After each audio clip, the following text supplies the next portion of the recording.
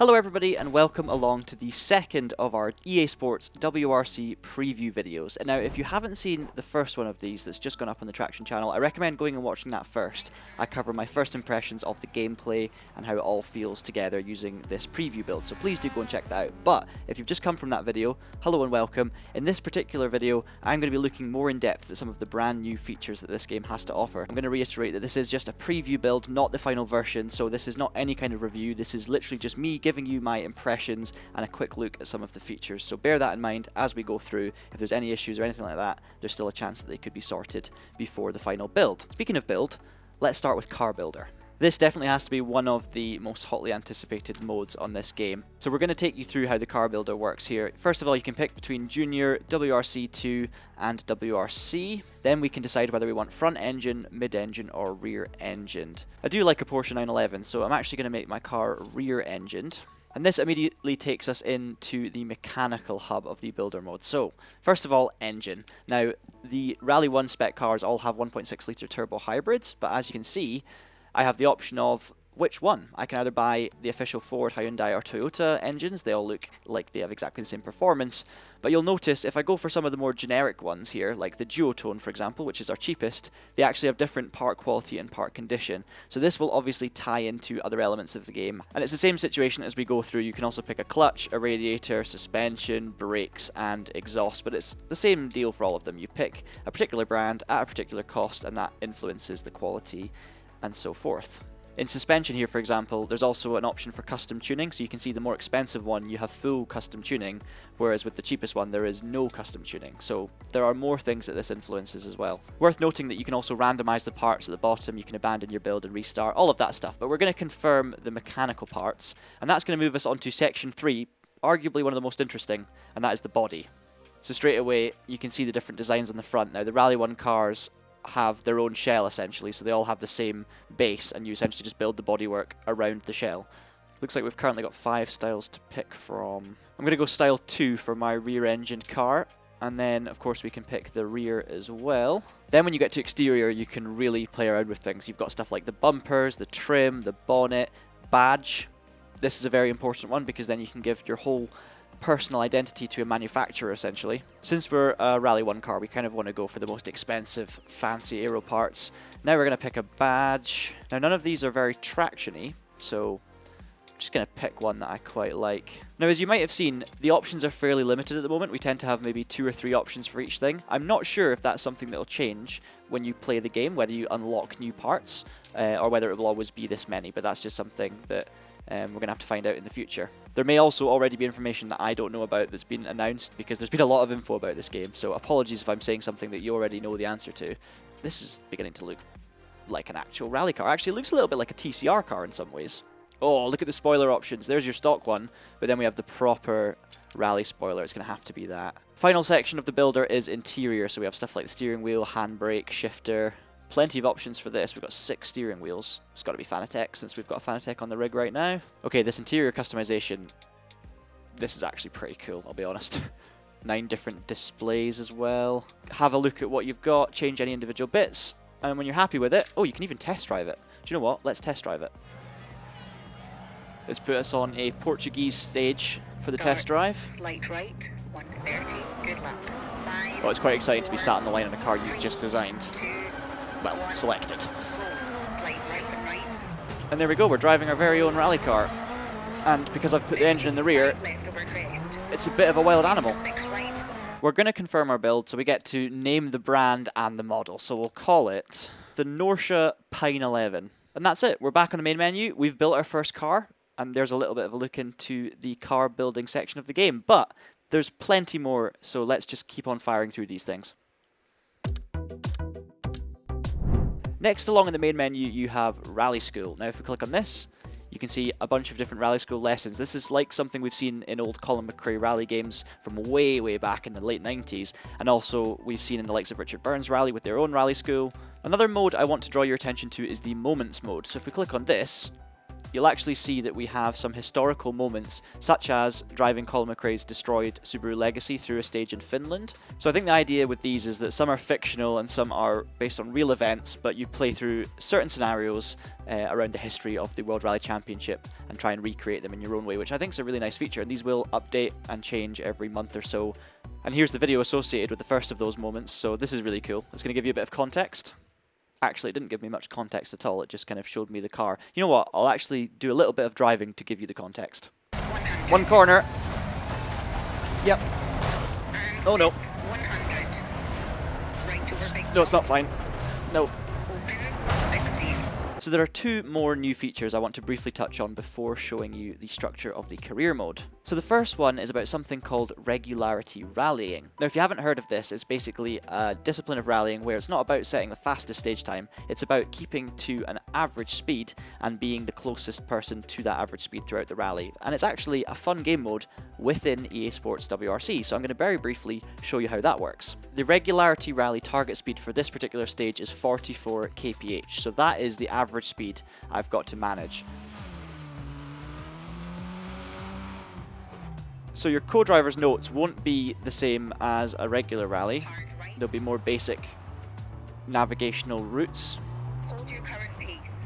Hard right. And as you could hear there, I've been told to hold my current pace, so that's basically saying that I am on track for my average speed Drop your to pace slightly. get some good points. Now it's telling me to slow down a little bit. So it's all about managing your pace and trying to be as close as possible to the requested average speed. There is also a maximum speed limit and a minimum speed limit, so you will get points which actually penalise you if you go too fast or too slow. Now I'd rather arrive at my checkpoint or my split slightly early.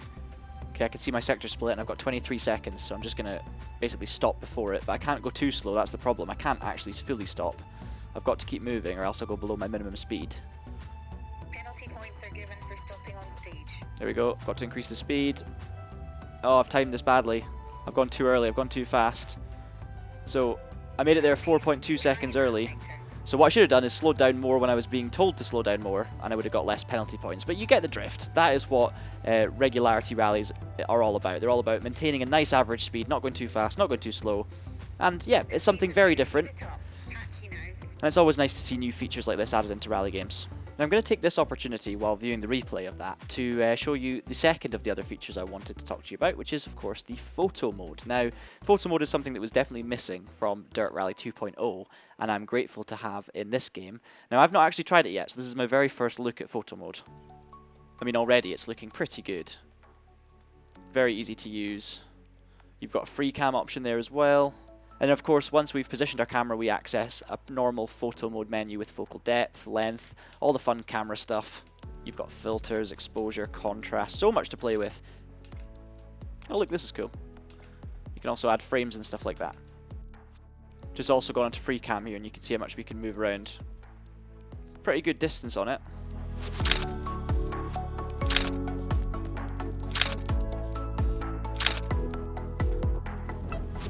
Okay, so on to the final feature of this video that I want to show you, and it is of course career mode. Now, I'll be honest, I haven't actually played any of this yet. My colleague Ross has had a little shot of it, but at least I want to show you how it actually looks in reality. So when we click on career in the menu, we're just going to continue our career to start with, just to show you what it looks like once you're up and running. So you have stuff like your calendar, a benefactor, a garage, and everything, your stats. Now all of these things are fairly self-explanatory. Your stats will have your, obviously, stage wins, events started, distance travelled. You also, though, have a WRC archive, which is pretty cool. So it shows you what the results have been like in all of the categories within the game. Within the customization tab, you've got team branding and a livery editor. So we can obviously set our TraxionGG colours and look. In here we can also access our livery editor and create a livery for a car that we own within the career mode. Obviously we can change the colours of the team, but also you can select a different pattern and play around with that as much as you normally would in any classic livery editor. And then of course we have the important stuff. Staff, for example. We have a chief engineer, you also have engineers and a teammate, so you can hire different people with different skill and stamina and salaries to try and increase your team. There's my teammate Edward Samuels. You can see his salary and his skill, and obviously you can see the budget as well, because keeping track of your costs and your finances are of course a big part of any good career mode, and that is the case with this game.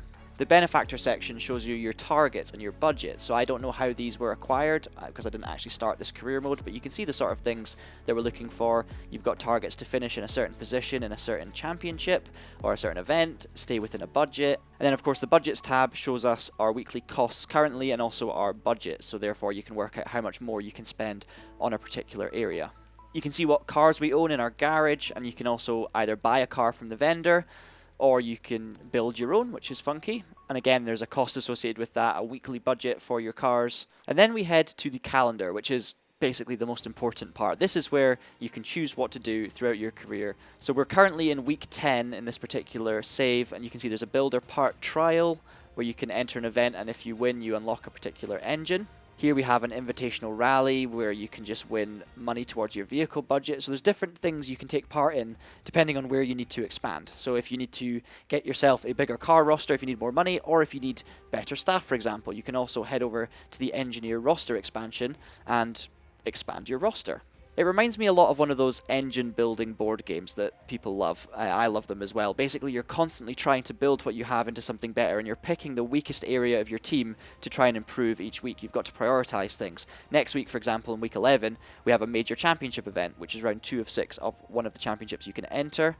We also have a talent scout opportunity, another invitational event to add to your teammate budget, or we can train our engineers and get extra perks. So you really can do as little or as much driving as you wish amongst all of the rest of it. You can even just give your personnel a rest and build their stamina back up.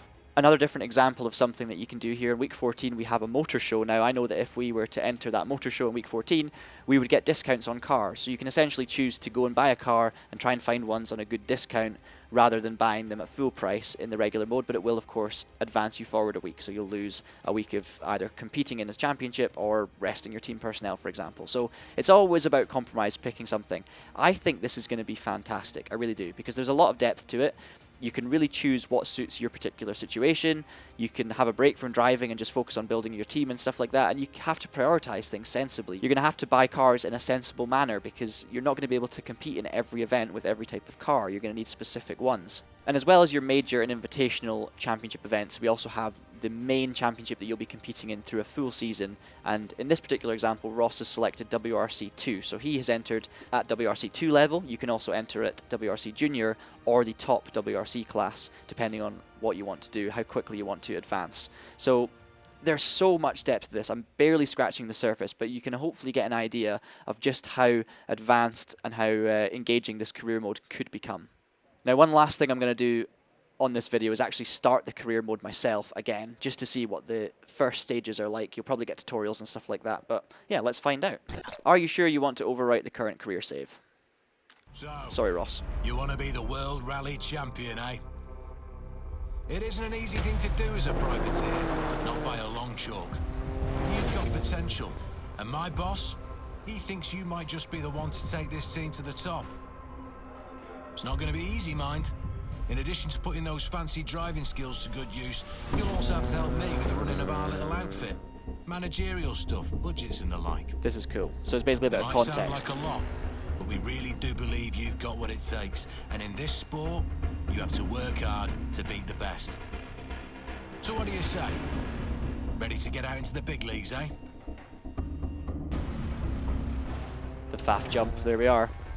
I love these sorts of cutscenes because it explains what you need to do, what you need to understand. Clearly we're running an independent team and we're trying to make it to the top for our own team. So we're not only driving, we're also managing everything, which you've already seen. Let's start with the Junior WRC in this particular example. And straight away you can pick your team, colour and logo. As we've seen, this is all stuff you can change at any point, so that's all fine. Pleasure to meet you in person finally. I'm Keith, and I'm going to be your chief engineer for the foreseeable future. And your engineer's called Keith. I'm the guy responsible for raising your game. So straight away we're offered a benefactor offer. So that is presumably the targets that you have to achieve, the same thing as we saw in the previous career mode. So it's not like I have a selection to pick from at the moment in this preview build, it's just one offer. And then straight away, you're on to sorting out your first car, whether you buy one or build your own. We've shown you how the builder works. But if I go in and buy a Fiesta Rally 3 car, and then immediately we are thrown onto a stage for our first test drive in our first rally car. And those are your first stages of your new EA Sports WRC career. And obviously, from that point onwards, you would progress. I'm sure the game would show you how the calendar works, show you how the staffing works and everything, but we're going to discover that closer to the time. Hopefully this has just given you an idea, though, of how it all kicks off and what to expect a little bit further down the line. And that is going to conclude our little two-part preview of EA Sports WRC. I hope you've enjoyed this little look at the preview build. As I've said many times, I am very, very excited to this game. I really think the features are filled out. It's going to be exciting, it's going to be immersive, and hopefully it's going to give it some longevity, especially when you add into the mix multiplayer and clubs and all of that stuff. So much to be excited for. And if you want to hear all about it, make sure you do subscribe to the channel, because we will of course be covering it extensively. And if you've enjoyed this particular video, why not leave us a like? A massive thanks to Codemasters for giving us this access, and of course a massive thank you to you guys for watching. I hope you have a great day, we'll see you soon, and in the meantime, keep it pinned.